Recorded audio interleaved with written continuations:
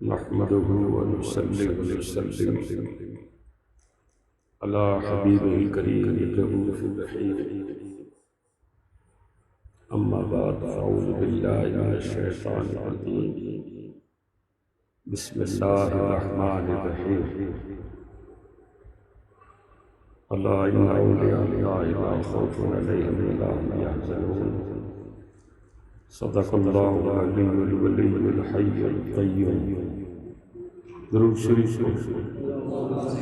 اللهم صل على سيدنا ومولانا محمد النبي الأمي الطيب الطاهر وعلى جميع أزواجه وعلى آله وأصحابه وبارك وسلم عدد ما علمت وزنة ما علمت وملء ما علمت.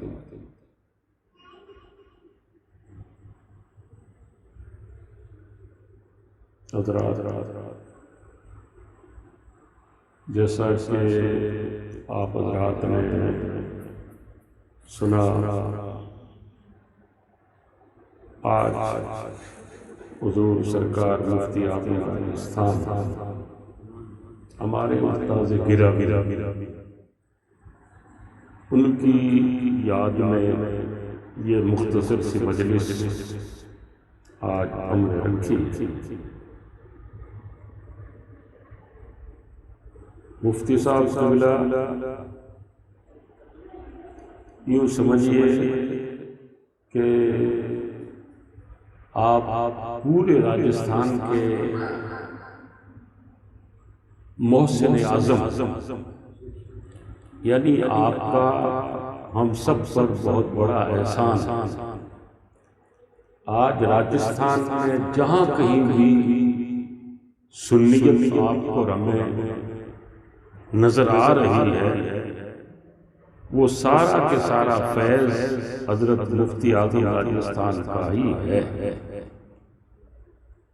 صرف یہی نہیں کہ آج یہ مسجد امام ربانی دیکھ رہے ہیں یا مدرسہ امید العلوم جو چل رہا ہے، جامعہ میرا ہے، جامعہ عائشہ صدیقہ ہے، فیضان اشفاق ہے جاڈولائی میں، یا فیضان اشرف ہے، یا سنی تبلیغی جماعت واسنی ہے.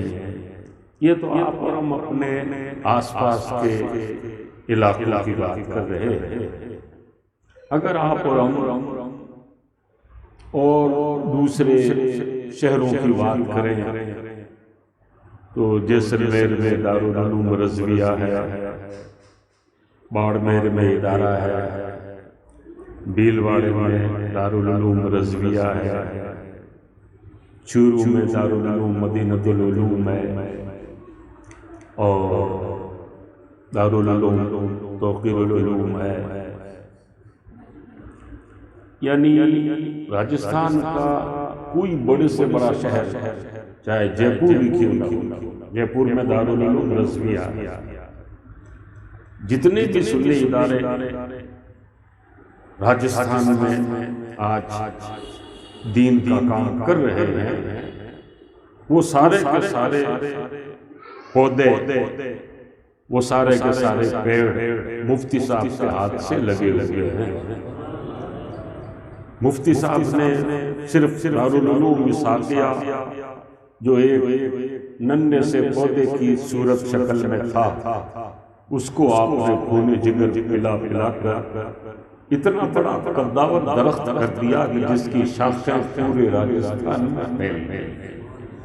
آج سارے سنی مسلمان راجستھان کے حضور مفتی صاحب ہی کے پھیلائے ہوئی چھایا تلے آج بے ہم یہی تعالیٰ چین و سکون کا سانس لے رہے ہیں اور علم کی اپنی پیاس بجھا رہے ہیں. سب مفتی صاحب کا فیضان ہے، چاہے پوکرن ہو، چاہے پڑوگی ہو، چاہے آپ کا ہمارا سمجھیے بانسواڑا ہو.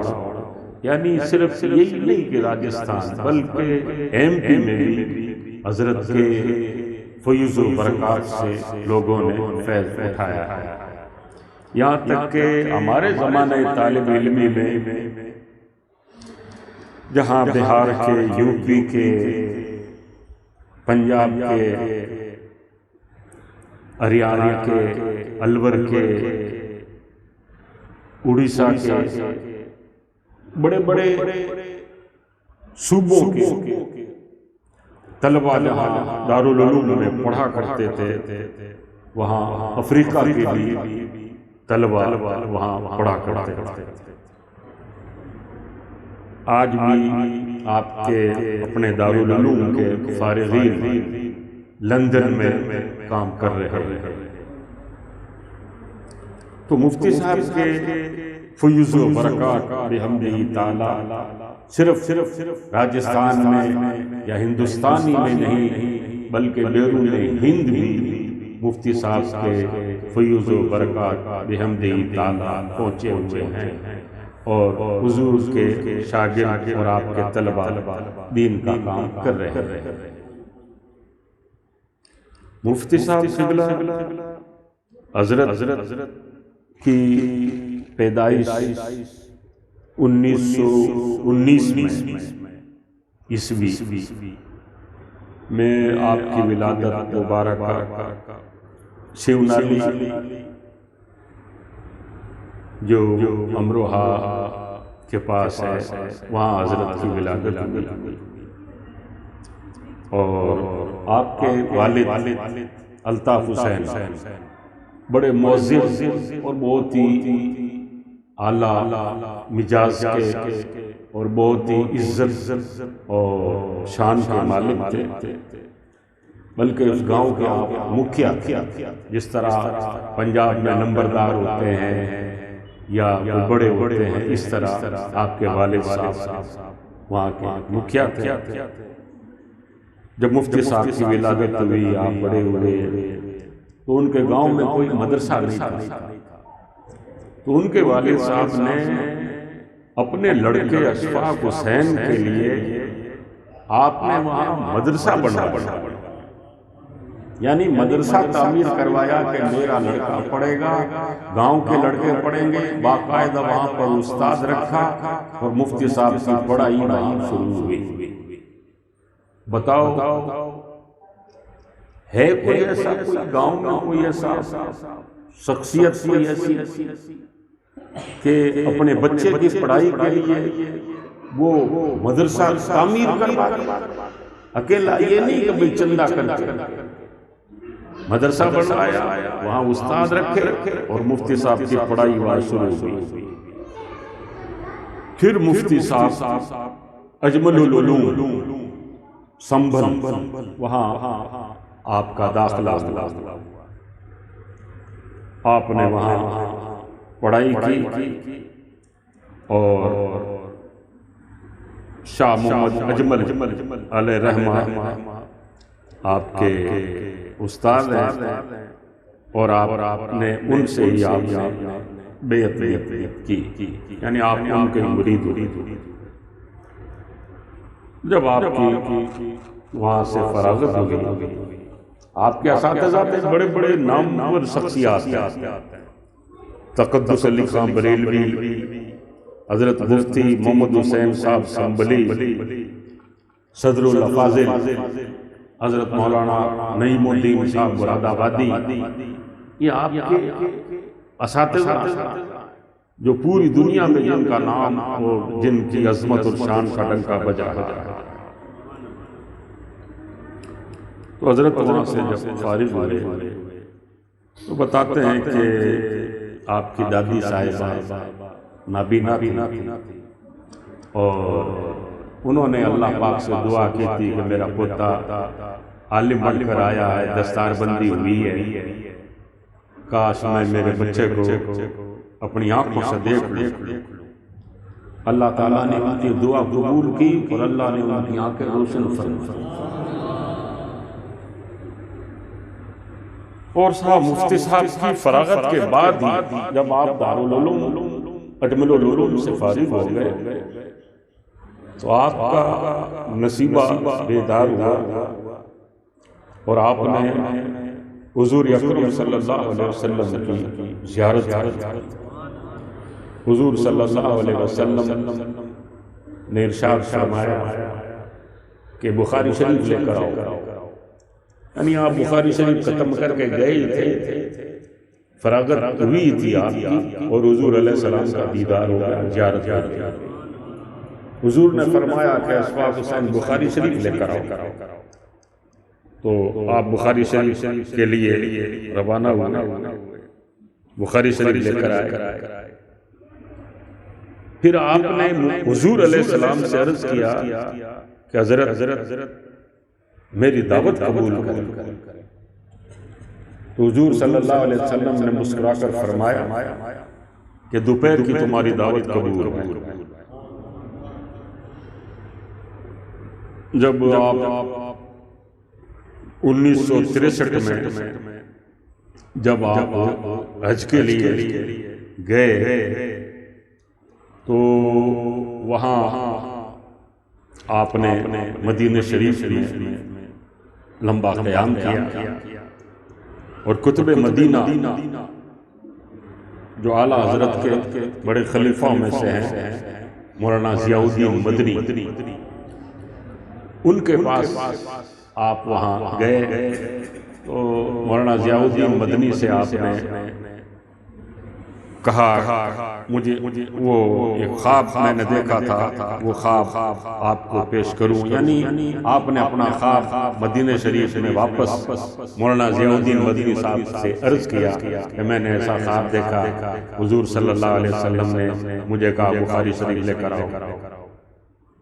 تو مولانا ضیاء الدین صاحب نے فوراً اپنے لڑکے فضل الرحمان صاحب سے کہا کہ جاؤ بازار میں بخاری شریف خرید کر لاؤ، اور مفتی صاحب سے کہا کہ آپ بخاری شریف حضور صلی اللہ علیہ وسلم کے روضے شریف کے پاس بیٹھ کر کے اس کا دور شروع کرو۔ لہذا بخاری شریف منگوائی گئی، اور حضرت مفتی اشفاق حسین صاحب قبلہ نے حضور علیہ السلام کے روضے شریف کے بالکل نزدیک بیٹھ کر کے آپ نے بخاری شریف کا دور کیا۔ کبھی آپ اصحاب صفہ، وہ صفہ جو چبوترا تھا، کبھی اس پر بیٹھتے، کبھی حضور علیہ السلام کے روضے شریف کے بالکل نزدیک بیٹھتے، اور آپ نے بخاری شریف وہاں پر ختم کی۔ مولانا ضیاء الدین مدنی نے پھر آپ کی دعوت کی، آپ نے کہا حضور علیہ السلام نے تمہاری دعوت قبول کی ہے، آپ ہماری دعوت قبول کر لو۔ تو دوپہر کی دعوت انہوں نے مفتی صاحب کی رکھی، حضرت کو خلافت سے بھی نوازا گیا۔ ویسے مفتی اعظم ہند نے مفتی صاحب کو خلافت دی، محدث اعظم ہند نے آپ کو خلافت سے نوازا، اور مختار اشرف صاحب شبیہ غوث اعظم، آپ لوگوں نے تو مختار اشرف صاحب کی زیارت کی نہیں ہوگی، ہم نے ان کی روبرو زیارت کی ہے، ان کی خدمت میں بیٹھے بھی ہیں، بڑے صاحب کشف و کرامت، اور ایسا مطلب آپ کا چہرہ اس قدر نورانی، اس قدر پرکشش کہ جو بھی دیکھے اسے اللہ یاد آ جائے۔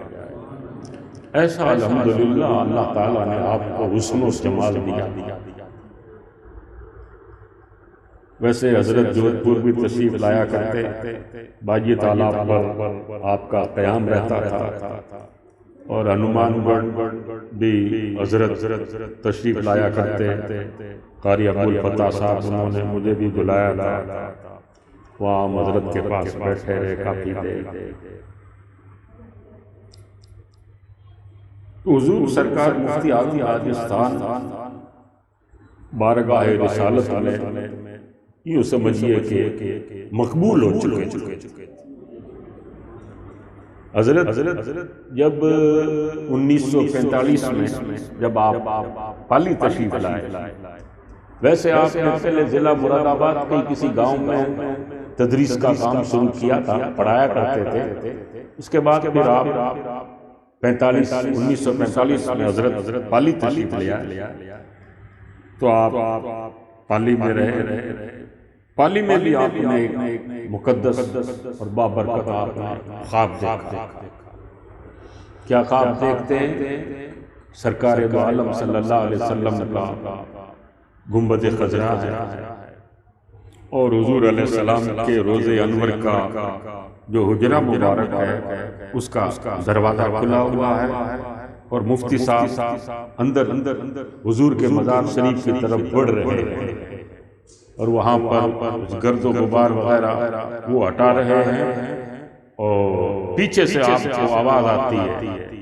آپ نے پیچھے مڑ کر دیکھا تو حضرت صدر الافاضل مولانا نعیم الدین صاحب سنگھ مراد آبادی، پھر فجر کی اذان ہو گئی، آپ کی آنکھ کھل گئی۔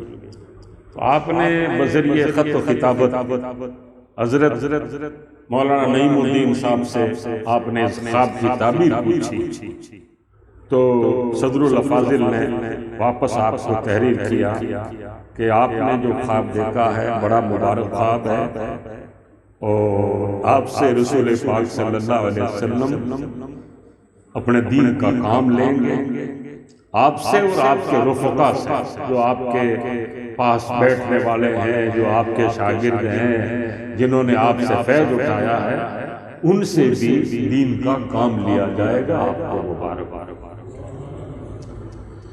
تو حضرت کے جب علم کا اور آپ کے حسن اخلاق کا، آپ کی سادگی کا جب چرچا ہوا تو جودھ پور والوں کو بھی پتہ پڑا۔ تو جودھ پور میں مدرسہ اسحاقیہ جو حضرت اسحاق صاحب نقشبندی رحمت اللہ علیہ بڑے پائے کے بزرگ گزرے ہیں، جن کا سلسلہ عالیہ نقشبندیہ حضرت فیض اللہ صاحب، عیسیٰ صاحب، جمال اللہ صاحب، ان سے آگے جا کر کے ملتا ہے۔ یعنی بابا فقیر محمد صاحب سے پھر جماعت نساء صاحب رحمت اللہ علیہ اور بابا فقیر محمد صاحب سے آگے نور محمد صاحب سے اور فیض اللہ صاحب سے آپ کا سلسلہ جڑ جاتا ہے۔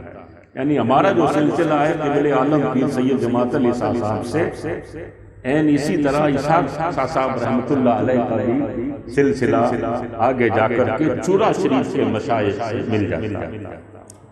تو شاہ اسحاق رحمت اللہ علیہ جودھ پور آپ کافی عرصے تک آپ رہے اور آپ نے وہاں ایک چھوٹا سا مدرسہ آپ نے قائم کر رکھا تھا۔ زندہ شاہ کی مسجد ہے، فرادیان کا محلہ ہے، چوکدار بھی رہتے ہیں، بیع فروش بھی وہاں رہتے ہیں۔ تو وہاں پر قرآن پر مدرسہ تھا جس میں عبد المصطفیٰ صاحب اعظمی جو شیخ الحدیث تھے، جن سے ہمیں اجازت کی سند حدیث کی اجازت ملی ہے، وہ ہمارے ختم بخاری کے وقت مطلب آپ تشریف لائے۔ عبد المصطفیٰ صاحب اعظمی انہوں نے بھی وہاں پر درس دیا۔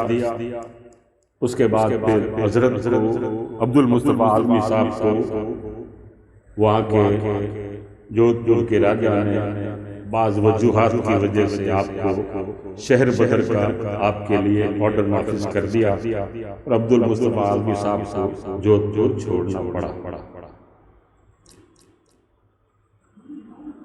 بہرحال 1945 میں حضرت پالی تشریف لائے، 2-3 سال تک وہاں رہے۔ اس کے بعد 48 میں آپ کو جودھ پور لایا گیا۔ جودھ پور کے جو معجز قسم کے جو لوگ تھے مدرسے کے آس پاس رہنے والے، ان لوگوں نے جا کر کے وہاں کے لوگوں سے مانگ کی کہ مفتی صاحب کو آپ ہمیں دے دو اور ہم چاہتے ہیں کہ آپ یہاں تشریف لائیں اور آپ مدرسے کو سنبھالیں۔ تو حضرت نے ان لوگوں سے اجازت مانگی، وہاں والے لوگوں نے بھی اجازت دی اور حضرت پھر جودھ پور تشریف لے آئے۔ جودھ پور میں جیسے دارالعلوم اسحاقیہ اس وقت دارالحدیث ہے اور لمبی چوڑی بلڈنگ ہے، عمارت ہے، اسحاقیہ اسکول ہے، یہ اتنی بڑی عمارتیں وغیرہ اس دور میں نہیں تھی۔ اور چھوٹا سا کوئی کمرہ تھا، مسجد کا ایک حجرہ تھا، وہیں پر آپ پڑھایا کرتے تھے اور ابتدائی اسباق، ابتدائی سبق آپ پڑھایا کرتے تھے اور آپ کی تنخواہ کا بھی کوئی محلے والوں کی طرف سے خاص انتظام نہیں تھا۔ بلکہ ایسا ہوتا تھا کہ وہاں پر الگ الگ گھروں کے اندر ہانڈیاں رکھ دی تھی اور گھر والوں سے کہہ دیا تھا کہ بھئی تم جب آٹا گوندو تو ایک مٹھی آٹا اس میں ہانڈیاں میں ڈال دیا گیا۔ تو وہ کچھ خاص گھروں میں اس طرح کی ہانڈیاں وغیرہ رکھی گئی اور وہ کیا ہے کہ ایک لب مٹھی بھر آٹا اس میں ڈال دیا کرتے تھے۔ تو وہ پھر ہفتہ 15 دن مہینہ بعد میں وہ آٹا اکٹھا کیا جاتا اور اس آٹے کو بیچ کر کے مفتی صاحب کو کچھ تنخواہ وغیرہ دی جاتی تھی۔ یعنی ایسی تنگی حالت میں بھی مفتی صاحب استقامت سے پہاڑ بن کر کے آپ رکے رہے، ایسے حالات تھے۔ کئی بار مفتی صاحب نے ارادہ کیا کہ میں جودھ پور کو ترک کر دوں، اس مدرسے سے واپس میں نکل جاؤں، تو حضور محدث اعظم ہند اور مفتی اعظم ہند علیہ رحمہ انہوں نے مفتی صاحب سے برجستہ طور پر فرمایا کہ مفتی صاحب ہم اس مدرسے کا مستقبل بہت روشن اور تابناک دیکھ رہے ہیں، یعنی یہ مدرسہ نہیں رہے گا، آپ یہاں ٹکے ہوئے رہیں گے تو یہ مدرسہ ایک دن جامعہ بن جائے گا۔ تو اس طرح مفتی صاحب قبلہ کو مفتی اعظم ہند نے، محدث اعظم ہند نے آپ کو اس طرح یوں سمجھیے صاحب کے تسلی دی اور آپ کو یقین دلایا۔ بزرگ اللہ والے مصطفیٰ رضا خان صاحب حضور مفتی اعظم ہند مادرزاد ولی ہیں، حضور محدث اعظم ہند کچوچنی مادرزاد ولی ہیں۔ اولیاء اللہ کی زبان پر جو بات آتی ہے گفتئے اللہ بود گرچہ از حلقوں میں عبداللہ بود، اللہ والوں کی زبان سے جو الفاظ نکل جاتے ہیں بظاہر لوگ سمجھتے ہیں کہ یہ بندہ بول رہا ہے، مگر مولانا روم کہتے ہیں کہ زبان بندے کی ہوتی ہے، اصل بولتا اللہ تعالیٰ۔ اور اللہ تعالیٰ فرماتا بھی ہے کہ جب کوئی بندہ میرا بندہ بن جاتا ہے اور میں اسے اپنا دوست کر لیتا ہوں تو پھر زبان اس کی ہوتی ہے، بولنا میرا ہوتا ہے، آنکھیں اس کی ہوتی ہے، دیکھنا میرا ہوتا ہے، ہاتھ اس کے ہوتے ہیں، پکڑنا میرا ہوتا ہے، پیر اس کے ہوتے ہیں، چلنا میرا ہوتا ہے۔ تو اللہ تبارک و تعالی جل وعلا نے اپنے اولیاء کو وہ کمالات، وہ انکشافات، وہ مکاشفات، وہ علم لدنی رب تبارک و تعالی نے اپنے خاص بندوں کو عطا فرمایا۔ تو حضرات مفتی صاحب قبلہ دارالعلوم، آج دارالعلوم کی جو آج شکل آج آپ چوکھا جا کر کے دیکھو کتنی بڑی زمین ہے، پھر آپ چیرگڑھ جودھ پور آکھڑیاں سے آگے آپ جاؤ تو وہاں پر ہاسٹل ہے، اشفاقیہ ہاسٹل، اور بالکل ہاسٹل کے بالکل سامنے فاطمہ الزہرا رضی اللہ تعالیٰ عنہ کے نام سے لڑکیوں کا ایک بہت بڑا دارالعلوم ادارہ۔ یہ سب حضرت مفتی صاحب کی کاوشوں کا، آپ کی محنتوں کا اور آپ کے خلوص کا یہ سارا ثمرہ ہے۔ اور پھر حضرت مفتی صاحب قبلہ آپ اپنا گھر بار سب کچھ چھوڑ چھاڑ کر کے آپ یہیں کے ہو کر رہ گئے۔ اور دوستو دین کا جو کام ہے وہ یہ ہے کہ بالکل یوں آسانی سے نہیں ہوتا، بلکہ اس میں کئی مشکلات آتی ہیں، کئی پریشانی آتی ہے، کئی اتار چڑھاؤ آتے ہیں، کئی نمکین اور میٹھے دور آتے ہیں۔ اللہ والے لوگ استقامت کا پہاڑ بن کر کے سب کو برداشت کرتے ہوئے ایک پہاڑ کی طرح اٹل رہتے ہیں تو پھر کوئی دین کا کام سامنے آتا ہے۔ آپ اور ہم جتنے بھی ولی اولیاء وغیرہ آج دیکھتے ہیں آپ اور ہم کہ بھئی حضرت صوفی صاحب قبلہ کیا یہ کو ناگور کے جائے جل میں تھے؟ ناگور کے تو نہیں تھے، آپ تو دہلی سے تشریف لائے اور آپ کے آبا و اجداد تو عرب شریف سے آئے تھے. اسی طرح حضور غریب نواز ہیں تو غریب نواز کوئی اجمیر شریف کے تھوڑی ہے. غریب نواز تو وہاں کے سنجر کے. تو یہ سید سالار مسعود غازی ہیں، مخدوم اشرف سمنانی ہیں، یہ ولی اولیاء حضرات گھر بار وطن سب کو چھوڑ چھاڑ کر کے دین کے پھیلاؤ کے لیے کہاں سے کہاں آ گئے، کہاں سے کہاں پہنچ گئے. قاضی حمید الدین ناگوری رحمت اللہ علیہ، یہ کوئی ناگور میں تھوڑی پیدا ہوا. حمید الدین ریانی صاحب یہ کوئی ناگور کے. حمید الدین کوئی رحمت اللہ علیہ، حمید الدین مغربی رحمت اللہ علیہ، یہ ساری ہستیاں شخصیات وغیرہ ہیں. کہاں وطن ہے، کہاں سے کہاں آئے، فقط کس لیے؟ رسول پاک کے دین کو آگے سے آگے پھیلائیں، دعوت اللہ کا کام کریں، دین کا کام کریں. تو حضور مفتی صاحب قبلہ نے بھی اپنا گھر بار وغیرہ سب کچھ چھوڑ چھاڑ کر آپ یہیں کے اوپر رہ گئے. کم سے کم آپ نے 65 سال یہاں جودھ پور میں گزارے. کتنے بڑے چھوٹے دور آئے ہوئے، مگر مفتی صاحب نے اپنے حسن اخلاق سے آپ کا عوام کے ساتھ بھی آپ کا ایسا ہی ویوہار و تعلق، اپنے مریدوں کے ساتھ بھی آپ کا ایسا ہی میٹھا اور اچھا تعلق، آپ کے مریدوں کے ساتھ، شاگردوں کے ساتھ، اور آپ کے دارالعلوم کا جو اسٹاف ہے اس کے ساتھ، یعنی مفتی صاحب کا ایسا رویہ اور ایسا سلوک آپ کا کہ ہر کوئی یہی سمجھتا تھا کہ مفتی صاحب سب سے زیادہ مجھے کو چاہتے ہیں. شاگردوں کے لیے جب بھی آپ حضرت یہاں جب ناگور یہاں ہمارے غریب خانے پر آئے تو ہمارا پہلے مکان مطلب 2 ہی کمرے تھے، سامنے چھوٹا سا برنڈا تھا. مفتی صاحب کو یہاں لائے، مفتی صاحب بیٹھ کر آپ نے فرمایا کہ بھئی مکان بنواؤ. مکان نہیں بنوایا. ہم نے کہا حضرت یہی ہے. اچھی بات ہے اگر مکان بنواؤ. میں نے کہا دعا کرو حضرت. آپ نے دعا فرمائی. اسی طرح کماری وغیرہ، مولانا الیاس وغیرہ، ان کے لیے آپ نے کہا کہ بھئی تمہارا مکان نہیں ہے. وہاں والے لوگوں سے کہا ان کا مکان بنواؤ. ان کا مکان ہو گیا.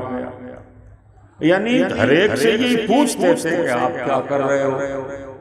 وہ کہہ دیتا میں کچھ نہیں کر رہا ہوں تو آپ ناراض ہوتے.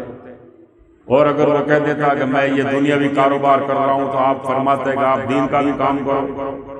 یعنی ہر طرح سے اس کی مالی حالت کیسی ہے، اس کی سماجی حالت کیسی ہے، اس کی دینی حالت کیسی ہے. جس طرح ایک باپ اپنے بیٹے کے مستقبل اور اس کے بھویش کے لیے فکر مند ہوتا ہے کہ یہ آگے کیا کرے گا، کیا نہیں کرے گا، اس کا کیا ہوگا، تو اس طرح کی آپ اپنے شاگردوں کے بارے میں سوچ رکھتے تھے کہ کیا کر رہے ہو، کیا کرو گے، ایسا کرو ویسا کرو. یوں آپ فرمایا کرتے. مولانا سکندر ہے کماری ان کے لیے آپ نے مطلب پوچھا کہ بھئی تم نے حج کر لیا گیا. انہوں نے کہا میں نے حضرت حج کیا نہیں. تو کیا ہے کہ حج والی ان کے پاس اتنی استطاعت بھی نہیں. پھر آپ نے مطلب یہ کہ باسری تشریف لائے. باسری میں دیکھا بھئی سارے عالموں نے مولیوں نے حج کر لیا. آپ نے فرمایا کہ کماری والے مولانا نے انہوں نے حج کیا نہیں. آپ سے مولانا سکندر نے کہا حضرت آپ دعا فرما دو. آپ نے ہاتھ اٹھا کر دعا کر دی. دعا وغیرہ کی. وہاں کوئی دعوت وغیرہ تھی. وہیں پر ایک شخص حاضر ہوئے. انہوں نے آ کر کہا کہ حضرت آپ ابھی کیا فرما رہے تھے. میں نے کہا ہم نے سکندر مولانا کے لیے کہا کہ بھئی حج نہیں کیا انہوں نے. اس نے فوراً عرض کیا حضرت ان کو میں حج کروا رہا ہوں. یعنی وہیں ادھر دعا ہوئی، ادھر اللہ کا کوئی بندہ آ کر کھڑا ہو گیا اور اس کے لیے اس نے کہہ دیا کہ میں انہیں حج کروا رہا ہوں. مولانا سکندر پیر حاضر ہوئے کہ حضرت آپ کی دعا قبول ہو گئی. آپ نے فرمایا دعا تو قبول ہو گئی ہے، تمہاری ماں کو مت چھوڑنا، ماں کو بھی ساتھ لے جانا. آپ نے کہا ماں واسطے بھی دعا کر دو. آپ نے کہا ماں واسطے بھی دعا کر دیں. مولانا سکندر اپنی ماں کو بھی لے گئے، اپنی اہلیہ کو بھی لے گئے اور حج کر کے آ گئے. یعنی کس کو پڑی ہوتی ہے کہ بھئی مکان بنا کہ نہیں بنا، شادی ہوئی کہ نہیں ہوئی، کیا کام کر رہے ہو، پڑھا رہے ہو کہ نہیں پڑھا رہے ہو. سارا مطلب یہ ہے کہ اگلا پچھلا سب کچھ پوچھ تاچھ وغیرہ کرنا، یہ وہی کرتا ہے جس کے دل میں اس طرح کا درد ہو اپنے شاگرد کے لیے. یہ چیز اگر تھی تو حضرت مفتی صاحب مفتی اشفاق حسین صاحب کے اندر کہ اپنے شاگردوں کا اس طرح آپ لحاظ فرمایا کرتے اور آپ خرد نوازی، حوصلہ افزائی، عزت افزائی، چھوٹوں کو نوازنا، ساری چیز. وہ حضرت کا یوں سمجھئے کہ ہاسٹل میں جلسہ تھا، سالانہ جلسہ جو دستار بندی کا ہوتا ہے. ہم تعالیٰ اللہ تعالیٰ کے فضل اور کرم سے، مفتی صاحب کی دعاؤں سے دارالعلوم کا جب بھی دستار بندی کا جلسہ ہوا کرتا ہوتا ہے، اس میں بہت ہی کم ایسا ہوا ہے کہ میری حاضری وہاں مطلب یہ کہ نہیں ہوئی. اکثر دارالعلوم کے دستار بندی کے جلسے میں میری شرکت ہوتی اور مفتی صاحب کھڑا کر کے مجھ سے بیان کرواتے. ہم بیان وہاں کیا کرتے، ہم کو تو جو انہوں نے سبق دیا تھا وہ ان کو واپس سبق سنا دیا کیا، مگر پھر بھی وہ سبق سن کر کے بہت راضی ہوتی. جب حضرت یہ ہے کہ آپ کا مطلب یہ ہے کہ بہت کمزوری تھی اور آپ کو دونوں طرف سے پکڑ کر کے آپ کو لا کر کے بٹھایا گیا، اس کے بعد پھر آپ تشریف دوسرے کوئی سالانہ جلسے میں آپ کی شرکت نہیں ہوئی، مثال ہو گیا. تو ہمارے بیان کو حضرت نے بہت پسند فرمایا اور آپ نے اپنی جیب سے 500 کا نوٹ نکال کر کے میرے کو حضرت نے دیا. حضرت اس طرح نوازا کرتے تھے. اور جہاں کہیں بھی کوئی مدرسے کا چندہ ہو رہا ہے یا کوئی مسجد کا کام ہو رہا ہے اور آپ اس کا سنگ بنیاد رکھنے گئے ہیں تو وہاں کی عوام اور جنتا ابھی انہوں نے کچھ نکالا دیا نہیں، اس سے پہلے آپ اپنی جیب سے کچھ رقم عطا فرماتے کہ یہ میری طرف سے آپ کا قبول. جیسے راج نگر وغیرہ ہے تو راج نگر میں ہم 1975 کی ایک بات ہے، وہاں پر حضرت پہلے حضرت کیا ہے کہ مجھے اپنی کفش برداری میں حضور اپنے ساتھ مجھ کو رکھا کرتے تھے، میرے سے نعتیں پڑھواتے، تقریریں کرواتے. حضرت کے ساتھ میں ان کی خدمت میں حضرت کے ساتھ جایا کرتا تھا. تو راج نگر پہلی مرتبہ مفتی صاحب کی تشریف آوری ہوئی تو ہم یہاں سے ٹرین میں گئے تو کانکرولی بڑا اسٹیشن ہے، راج نگر تھوڑا آگے رہ جاتا ہے.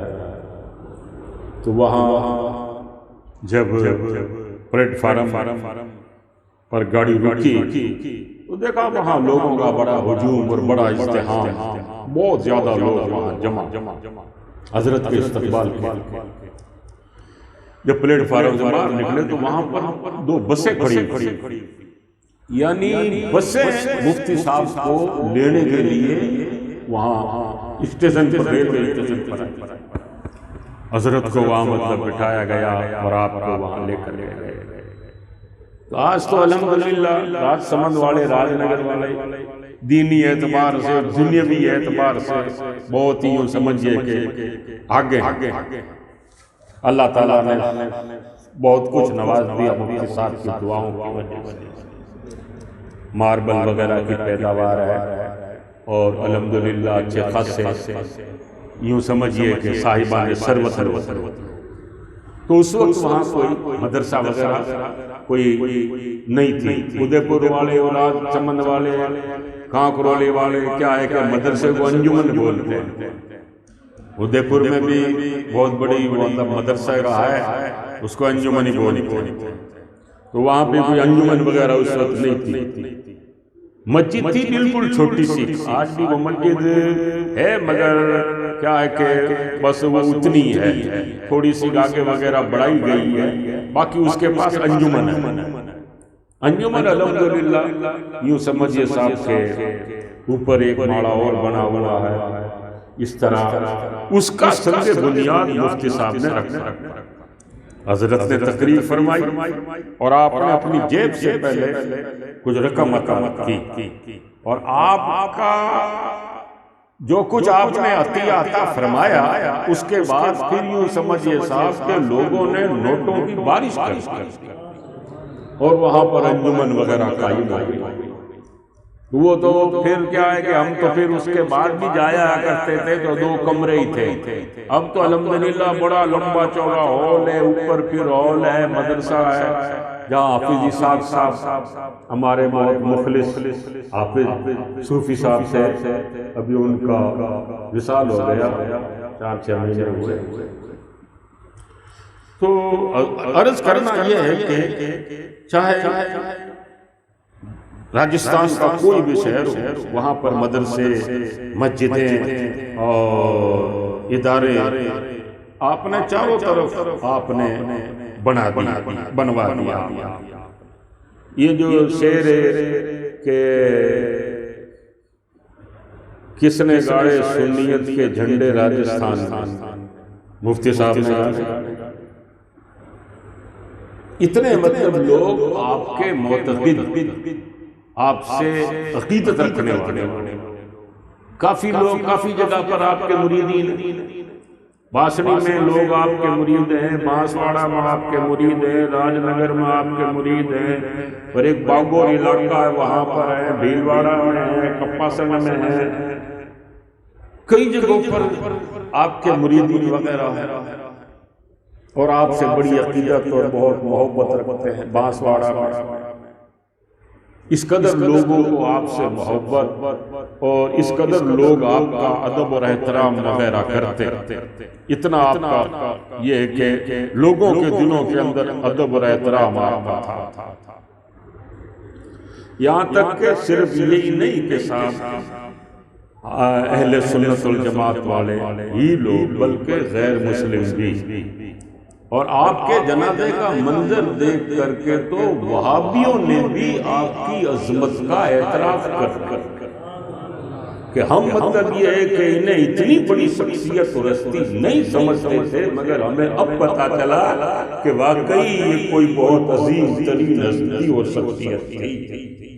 اتنا آپ کے جنازے کے اندر مطلب یہ ہے کہ اتنا ہجوم 4-5 لاکھ کے قریب. بقرعید کی نماز میں جتنے عیدگاہ میں آدمی نہیں تھے نا، اس سے زیادہ آدمی آپ کے جنازے کے اندر موجود تھے. اتنا زبردست ازدحام.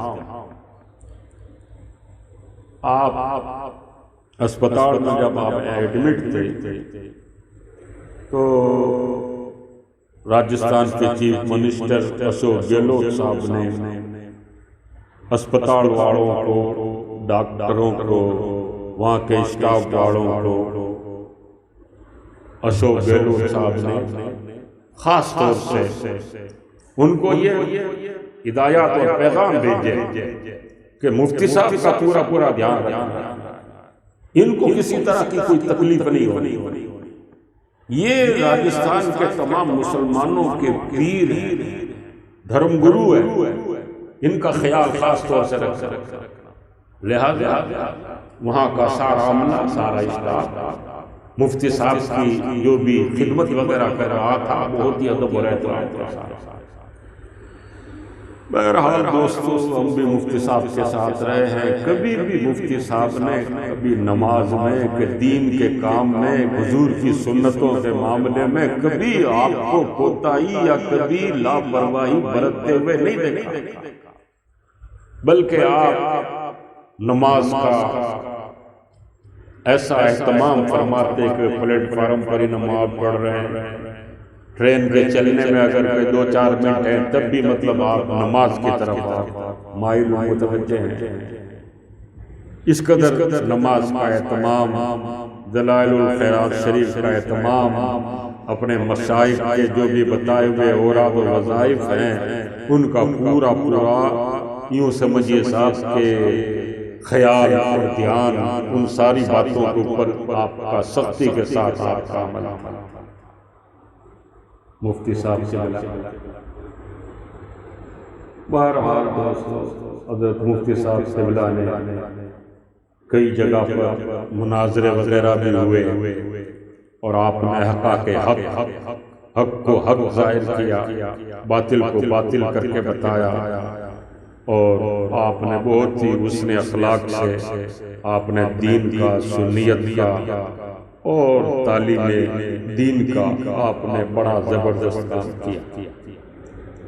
یوں تو کیا ہے کہ ہر علاقے میں جیسے یو پی ہے، مہاراشٹر ہے، اڑیسہ ہے، بہار ہے، اور بھی دوسرے جو بھی علاقے ہیں یا اسٹیٹ ہیں، وہاں بھی کوئی مفتی وغیرہ تو بہرحال ہے ہی ہے، لیکن جتنا نام اور جتنا کام راجستھان میں مفتی صاحب نے کیا، اور جس طرح مفتی صاحب کا نام راجستھان کے اندر بڑھا، اور مفتی صاحب جس طرح پورے راجستھان پر چھا گئے، اس طرح بہت کم مفتی ہیں دوسرے صوبوں کے اندر کہ وہ اس طرح ان کے نام چمکے، اور اس طرح مطلب یہ کہ وہ پورے صوبے کے اوپر چھا گئے۔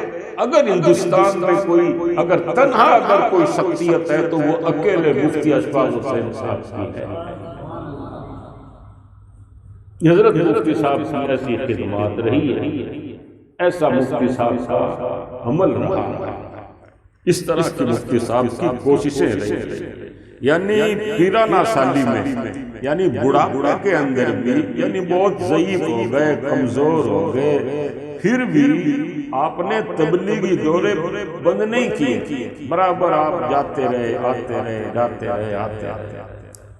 جودھپور کے پاس کوئی موئلوں کا ایک کوئی گاؤں ہے، موئلے کہتے ہیں کمبار وغیرہ ہوتے ہیں، تو وہاں پر ایک شخص مجھے لے گیا اپنی گاڑی میں بٹھا کر کے، وہ مفتی صاحب سے غالباً مثال کی بات تو وہاں ہم گئے، ایک دم چھوٹا سا گاؤں ہے، ادھر ادھر کھیتی ہے، باڑی ہے، اور کچھ کمباروں کے وہ بھٹے وغیرہ ہیں جس میں مٹکیاں، گھڑے وغیرہ یہ سب پک رہے ہیں، بن رہے ہیں، اور کوئی مسجد ہے۔ تو انہوں نے کہا کہ مفتی صاحب ہمارے یہاں آئے، مفتی صاحب کے یہ مرید ہیں، وہ مرید ہیں، وہ مرید ہیں، اور وہ آدمی کوئی مرید بنا ہوا نہیں تھا۔ اس نے مجھے کہا، ہم نے انکار کر دیا، ہم نے کہا بھائی ہم کیا ہے اس قابل لائق نہیں ہے، کسی اور کو۔ خیر مجھے کہنا یہ ہے کہ وہ گاؤں بالکل چھوٹا سا، مگر وہاں بھی مفتی صاحب ہمارے جیسوں کو گاؤں کے اندر جاتے ہوئے کوفت ہوتی ہے، یعنی ہم گاؤں جانا نہیں چاہتے، تم کہتے نہیں گاؤں کون جائے، ڈھانیاں کون جائے، وہاں کون جائے، مگر مفتی صاحب اتنی بڑھاپے کے اندر بھی مفتی صاحب وہاں تشریف لے جاتے، کئی گاؤں میں، گوٹھوں میں، جنگلوں میں مفتی صاحب قبلہ تشریف لے جاتے۔ مسجد کا کام ہے سن لیا تو چلے گئے، دارالعلوم کا کام ہے چلے گئے، آج یہ دارالعلوم فیضان اشفاق ہے، یہ کس کا فیض ہے؟ مفتی صاحب کا فیض ہے۔ صرف دارالعلوم فیضان اشفاق ہی نہیں ہے، جیسا کہ میں نے ابھی شروع ابتدا میں آپ کو بتایا تھا کہ جتنے بھی سنی علماء ہیں وہ سارے کے سارے حضرت مفتی صاحب کے احسان تلے دبے ہوئے ہیں، اور جو بھی ادارہ اور مدرسہ بنا ہوا ہے وہ مفتی صاحب کو دیکھ کر کے، مفتی صاحب کا کام دیکھ کر کے انہوں نے وہ ادارے وغیرہ قائم کیے۔ اور پھر اندائی کا فاعل ہی، نیکی کی دعوت دینے والا، نیکی میں پہل کرنے والا، نیکی کرنے والے کی ہی طرح ہے۔ اب بتائیے صاحب، جتنے بھی ادارے ہیں، جتنی مسجدیں ہیں، جتنا بھی کام دین کا ہو رہا ہے، تو یہ سب مارک دکھانے والے تو مفتی صاحب ہیں۔ تو بقول حدیث پاک اور رسول پاک کے فرمان کے مطابق کہ جس کام کی کوئی پہل کرتا ہے، جس کام کی کوئی دعوت دیتا ہے، اس دعوت کے مطابق دوسرے کرتے ہیں، تو دوسروں کے نیک کاموں کا بھی ثواب اس پہلے والے دعوت دینے والے کے کھاتے میں ڈالا جاتا ہے۔ تو آج جتنا بھی جو دین کا کام راجستھان میں ہو رہا ہے، کام تو ادھر ہو رہا ہے، مفتی صاحب والا کھاتا ویسے ہی بڑھ رہا ہے۔ یہ مفتی صاحب قبلہ نے صدقہ جاریہ کیا۔ تو الحمدللہ مفتی صاحب نے، آپ کا مطلب یہ کہ 9 تاریخ کو بقرعید کی 9 تاریخ تھی اور 3 بجے آپ کا وصال ہو گیا، تو آپ نے وصال فرما لیا، مگر آپ نے اپنے پیچھے ایسی کھیپ چھوڑی، ایسی کھیپ چھوڑی، ایسا مطلب آپ نے اسٹاف چھوڑا، ایسا آپ نے کارواں چھوڑا کہ جو کارواں الحمدللہ آج بھی مفتی صاحب کے بتائے ہوئے راستے پر چل رہا ہے، اور الحمدللہ وہ کارواں، وہ قافلہ دارالعلوم مساکہ کا اسٹاف ہے یا اور جو بھی مفتی صاحب کے شاگرد ہیں، آج الحمدللہ اسی راستے پر چل رہے ہیں۔ یہ کارواں انشاءاللہ تعالیٰ کبھی رکے گا نہیں۔ مفتی صاحب کا چلایا ہوا قافلہ ضرور بھی ضرور منزل مقصود پر جا پہنچے گا۔ مفتی صاحب ایسی ہمت دے کر گئے، مفتی صاحب ایسا ہی مارک بتا کر گئے، مفتی صاحب ایسا ہی حوصلہ دے کر گئے۔ مفتی صاحب نے حضرت مفتی شیر محمد صاحب قبلہ جو نائب ہیں حضرت مفتی صاحب کے، آپ کے جانشین ہیں، الحمدللہ وہ ادارے کو ایسے ہی چلا رہے ہیں، اور جو مفتی صاحب کے طور طریقے جو رہے ہیں انہی کے اوپر آپ چل رہے ہیں، اور آپ آج پورا راجستھان سنبھال رہے ہیں۔ ویسے ہی آپ کے تمام اداروں سے آپ کے تعلقات ہیں، ہر ادارے والا جیسے مفتی صاحب کو، بڑے مفتی صاحب کو جس طرح اپنا سرپرست سمجھتے تھے، اسی طرح مفتی صاحب کے انتقال کے بعد شیر محمد صاحب کو لوگ اپنے اداروں کا سرپرست مانتے ہیں، اور مفتی شیر محمد صاحب قبلہ بھی اسی طرح دارالعلوم کے کوئی جلسے ہیں، جیسے جیسلمیر میں کے پاس لاٹھی ہے، وہاں پر جلسہ ہوا تو وہاں دستار بندی کا جلسہ تھا، وہاں پر حضرت مفتی صاحب قبلہ شیر محمد صاحب آپ وہاں تشریف لے گئے، دستار بندی وغیرہ کروائی، اور اس کے بعد پھر لاٹھی کے پاس جیسلمیر کے پاس پھر ایک اور گاؤں ہے، وہاں پر بھی دستار بندی کا جلسہ ہوا، وہاں بھی حضرت تشریف لے گئے۔ تو جہاں بھی اداروں کا جلسہ ہوتا ہے، دارالعلوم فیضان اشرف کا ہے یا فیضان اشفاق کا ہے، لوگ جس طرح مفتی اعظم راجستھان کو مان سنمان دیا کرتے تھے، اب اسی طرح حضرت مفتی شیر محمد صاحب جو اس وقت مفتی اعظم راجستھان ہیں، ان کا لوگوں کے دلوں میں اسی قدر ادب اور احترام وغیرہ ہے۔ مفتی صاحب نے اپنے لیے ایسا صدقہ جاریہ، اور حاجی معین صاحب جو آپ کے صاحبزادے ہیں، انہوں نے وہاں اپنے گاؤں میں سنبل، وہاں آپ نے بہت بڑا ادارہ حضرت مفتی صاحب کے نام سے قائم کیا ہے، وہ بھی قلعہ نما ادارہ، الحمدللہ وہ ادارہ بھی مفتی صاحب کی دعاؤں کی وجہ سے بحمدہ تعالی دین کی سنیت کی، یوں سمجھئے کہ وہ بھی تبلیغ و اشاعت میں مصروف ہونے والا ہے۔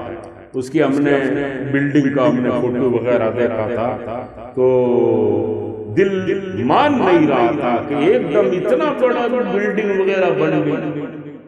تو یہ سب مفتی صاحب کی دعا اور آپ کے صاحبزادے حاجی معین صاحب کے ہمت اور ان کا حوصلہ اور اپنے والد صاحب کے نقش قدم پر چلنے کے جذبے نے ان سے آج یہ کام کروا لیا۔ اللہ تعالیٰ سے دعا ہے پروردگار عالم آپ کو رمے، مفتی صاحب کے فیض و برکات سے آپ کو رمے، اللہ تبارک و تعالیٰ مستفیض فرمائے، اور مفتی صاحب کی دعائیں وغیرہ آپ کو رمے ملے، اور اللہ تعالیٰ مفتی صاحب کے درجات بلند فرمائے، آمین۔ فرمایا۔